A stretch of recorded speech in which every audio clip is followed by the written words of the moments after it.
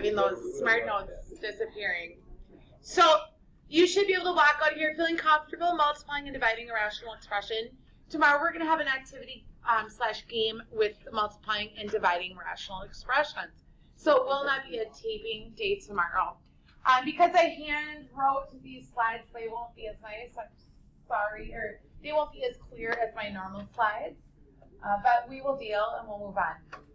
All right, our first problem I want to put up there is 2 over 9 times 27 over 28. Now, there's a couple of methods you can use today when you're multiplying rational expressions, and it will only work when you're dealing with a certain situation. So I'm going to talk about that first. And how I'm going to talk about that is I want to start talking just about the basic multiplication of 2/9 times 27 over 28. So my question to you is, when you guys were in middle school, elementary school, and you learned how to multiply this, how did your teachers teach you to multiply this? Okay, so I just heard something about a common denominator. A common denominator is a correct answer when we're doing what with fractions? When we're adding or subtracting. When we're multiplying, we do not need a common denominator. What else? Anyone else have a strategy? Yeah?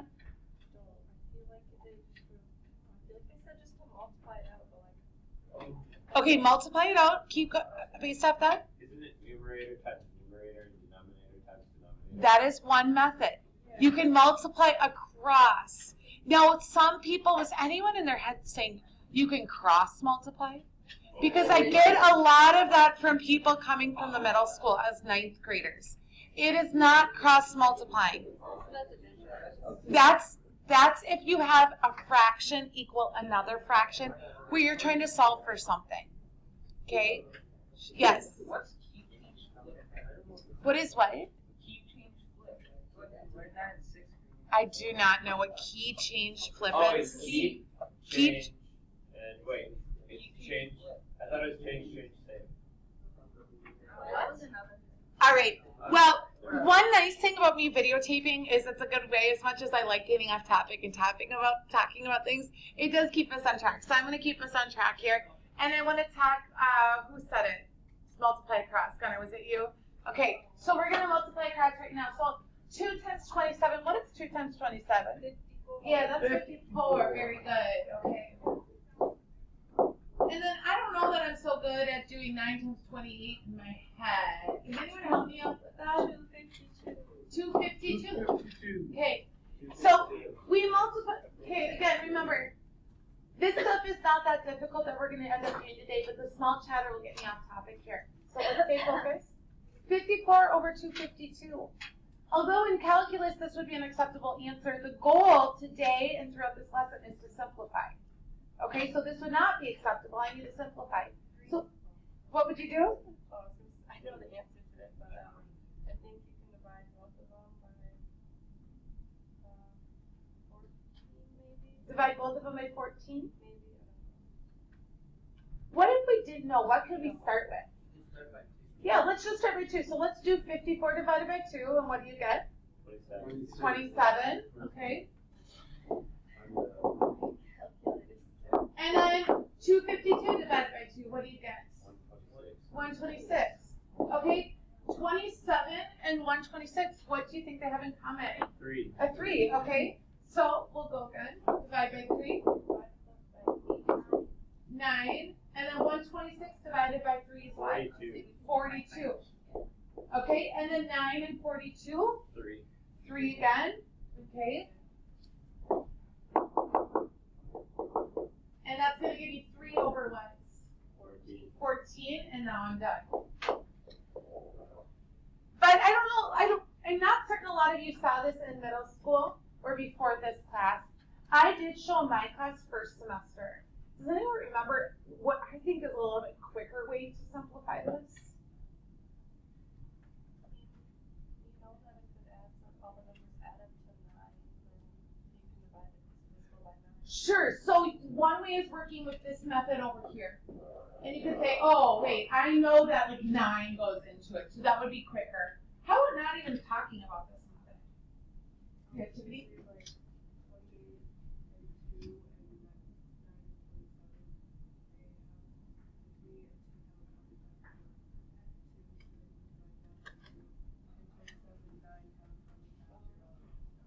Exactly. Exactly. Very good. So Tiffany was saying, hey, we know 2 and 28 have something in common.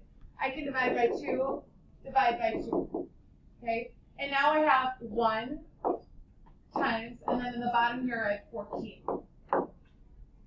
And then 9 and 27 both have a what in common? 9. So divide by 9.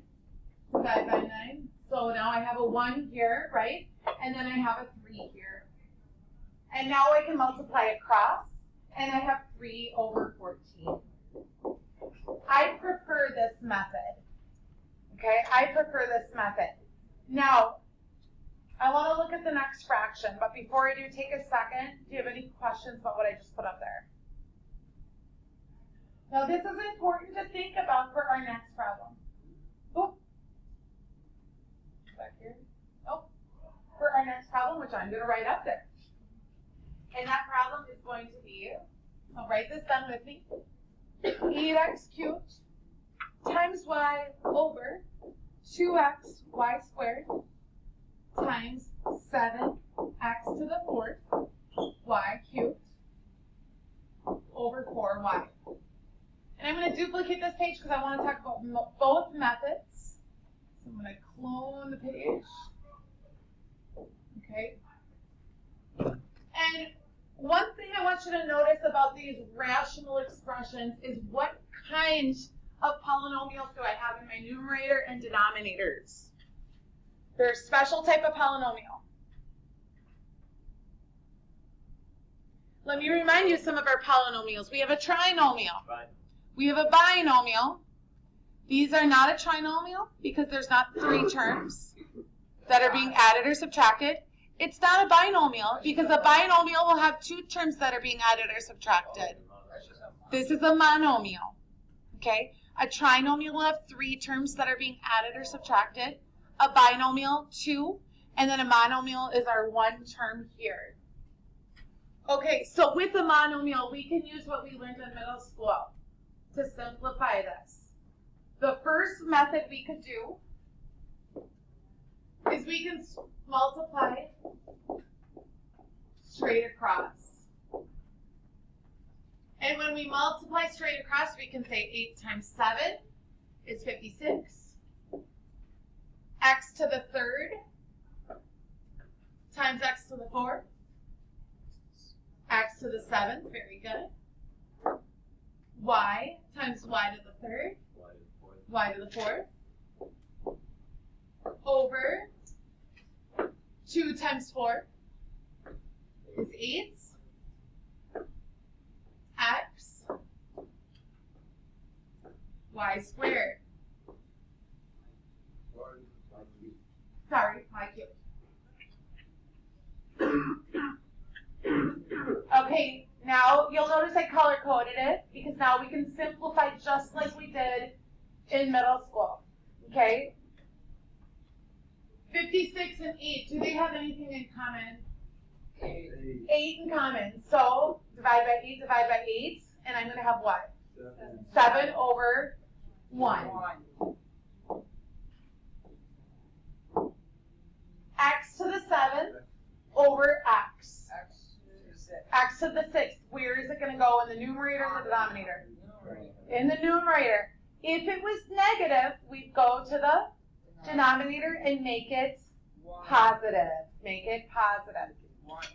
Okay? So, exactly. So, the red we have x to the 6th, and the blue we have y to the 1st. Do I need that 1 on the bottom? No, I just always do that to begin with. Now, please listen. Why? Because there are times when you're looking at your variables, and you may get an x to the 7th over x to the 9th. Just plain pretend. Okay?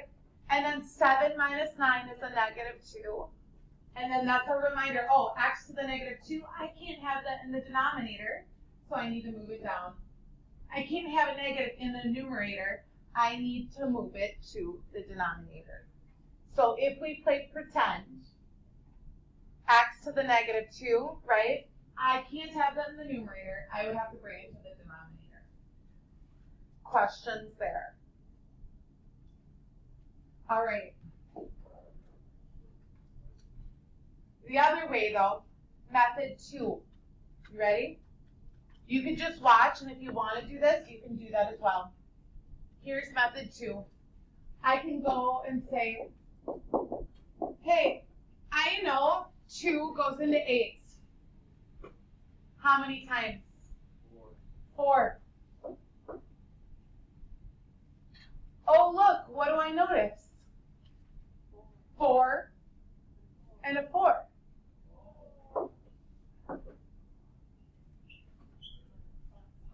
I also notice I have 1, 2, 3 y's down here. And what do I have in the numerator? 3 y's. 4 y's. Okay? So what's one thing I could do? How could I simplify that? Yeah, I could cross off this y, and what would I cross off?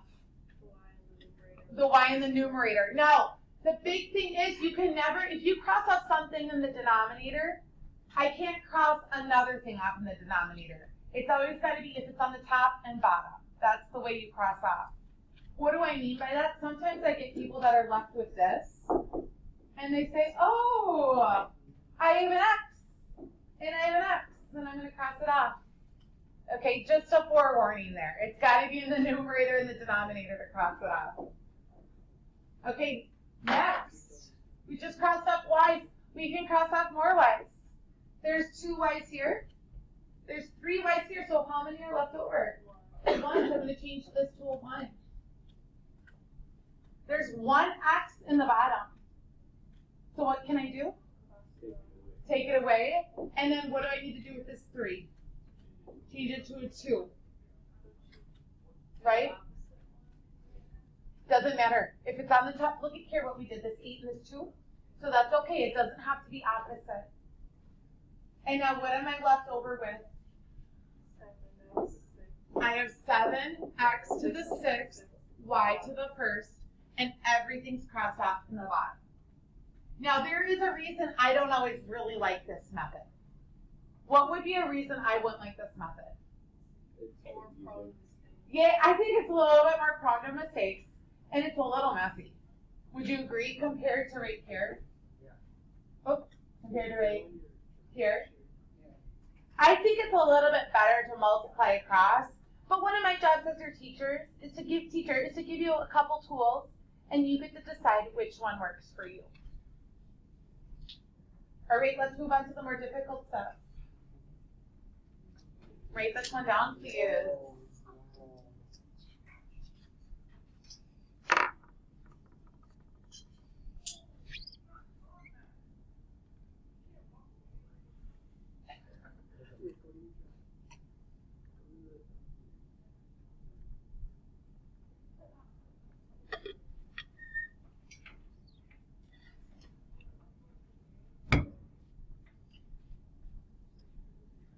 Okay, so what do you notice up here? There's a lot going on. What kind of polynomials do we have in our numerator and our denominator? What do you see? Binomial and trinomial. And monomial. Yeah, I have a monomial right here at 3x. I have 2 trinomials, and then I have a binomial. Remember, you can only cancel a binomial out with a binomial, a trinomial with a trinomial, and a monomial with a monomial. The very first thing that we do today, factor the numerator and denominator. So get that down.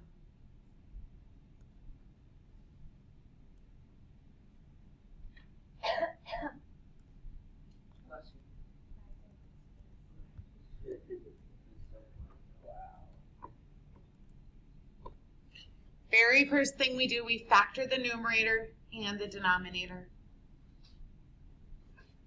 So I'm going to start with 3x minus 3x squared. 3x minus 3x squared.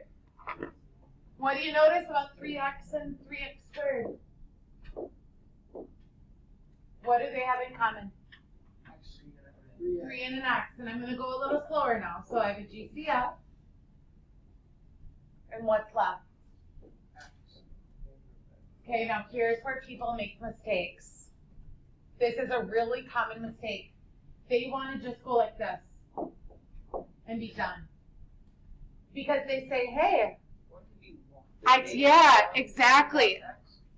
Okay. A lot of times people say, oh, I took the GCF of 3x. So this one is gone right here.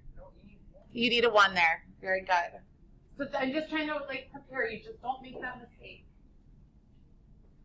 All right. Let's do the denominator now. X squared plus 4x minus 5.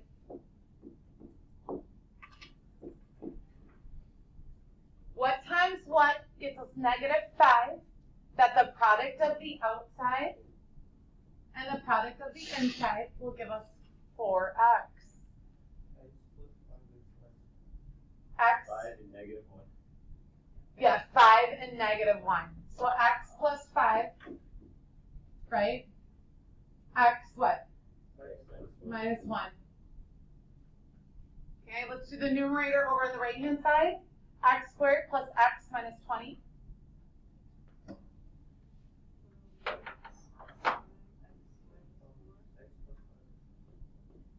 I'm trying to color code here. X plus 5. X minus 4. And then we have 3x.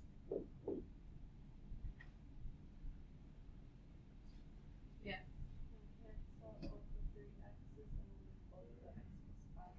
Yeah, so we can start to cancel. So what's my second step? Cancel out what? Same thing. Cancel out common factors. And if you need to, write down binomials, cross off binomials, trinomials, cross off trinomials, and monomials, cross off monomials. Wait, so what's the top? This, so in purple or in black here? In black, I have a monomial now times a binomial. Okay? So I have 3x and 3x can cancel. Right? And let's do this. So I'm going to do it in highlighter just so like so that's canceling and that's canceling. X plus 5 and x plus 5. Anything else? Yeah, it's not possible, though. X minus 1. Bingo, Sierra got it. Okay. What I'm going to do here first is watch what I'm going to do. I'm going to rewrite what I have left over. Okay, so this is a tricky one. I'm going to change to pen mode so I'm not in my highlighter anymore. So in my highlighter, I have the common factors. And now I'm going to rewrite what I have without doing any work. I'll do that in green. So I have 1 minus x all over x minus 1 times, let's start over. In the numerator, what do I have? I have 1 minus x times x minus 4 all over x minus 1. Now, questions there? Now, 1 minus x and x minus 1 are similar, but are they the exact same? No. What I'm going to do is I'm going to write it in standard form. So I'm going to cross this off and I'm going to rewrite it as negative x plus 1. Because that's what it is, ladies and gentlemen. I can't rewrite it as x minus 1 because the sign in front, so you can see there was that negative x there, it has to stay a negative x. And this 1 right here, this 1 is a positive 1. So I just flipped the terms and made it negative x plus 1. It's still the same expression now. And now what do you notice about our leading coefficient in this binomial? It's negative. It's negative. And what did I say about leading coefficients? You can have it, but we don't like it. I don't like it. So we're going to factor it out. And when we factor it out, Okay. Take a negative 1 out. Times. Now what happens to this x? Positive minus 1. And now what I can do is I can cancel x minus 1 and x minus 1. Wow. And I am left with negative 1 times x minus 4. Okay. Let's do one more, and we're going to do dividing, and I think you'll find dividing, just so we don't have to do notes tomorrow, so we can have a work day tomorrow. Okay, can you guys push through it? Find the stamina? We've only been going for 21 minutes, so we're not too bad. Yeah, we're good? Okay, let's go. Let's just at least talk about this one. What do you guys, you don't have to write it down, but what do you notice about this one? One's a fraction, one's not. Yeah, one's a fraction and one is not. So what would my suggestion be? Put in the 1 as a denominator. Yeah, put the 1 as a denominator. All right. X cubed minus 27, we're not going to do it, but I do want to quickly talk about it. What do you notice about x cubed and 27? They're both Perfect cubes. Okay, very good. Let's finish off with this one here. 7x over 2x minus 10 divided by x squared minus 6x all over x squared minus 11x plus 30. I am not going to ask questions this time. I'm just going to do direct teaching and let's just do the problem and get it done. I do appreciate, though, the majority of you are very good at giving me some sort of response. Thank you very much. Okay. Before we start to divide, if you're thinking in your head, if you remember from middle school, when we divide fractions, what we actually have to do first is change it by multiplying by the reciprocal. Okay? So we multiply by the reciprocal. Which one is the reciprocal that we take? It's the second fraction.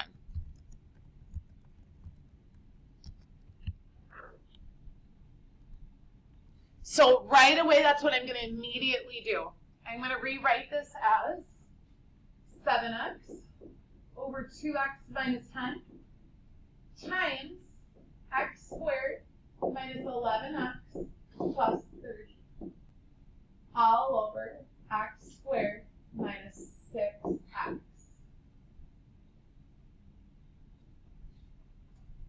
Step 2, what am I going to do?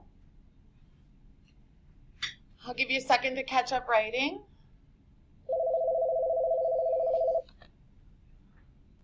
Is we're going to multiply by the reciprocal, and now we need to factor. My numerator, can I factor 7x? No. My denominator, 2x minus 10. Hopefully you're thinking in your head, I can take a GCF of 2 out. If you're struggling with what's left over, take that GCF right here, this 2, right? And go like this. I'm left then with x minus 5 times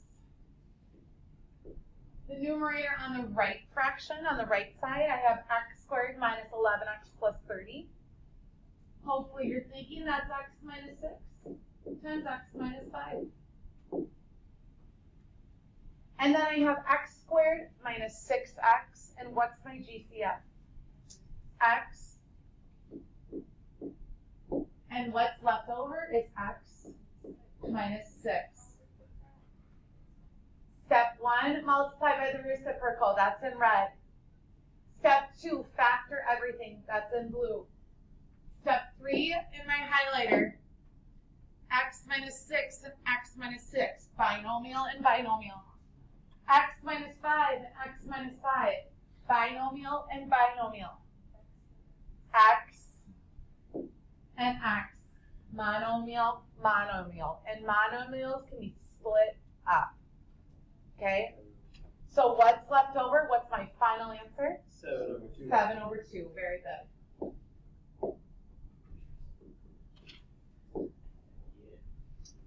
You do not need to do the next one, but I just want to show it to you and talk about it. Why do you think people get this one wrong? Because they don't think there is a reciprocal. Yeah, they don't think there's a reciprocal. So what do you have to do first? Make the denominator. Yeah, put it over 1.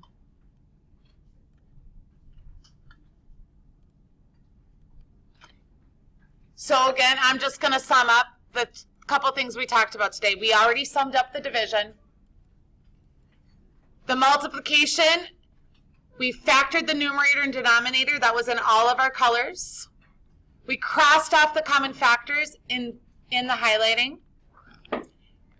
We found that we needed to rearrange terms and factor out the -1 so we could continue to factor, and we were left with x minus 4. We also then talked about our methods for how we can do monomials. I would suggest multiplying across and then simplifying. Are we good? Yeah. All right, your homework will be online.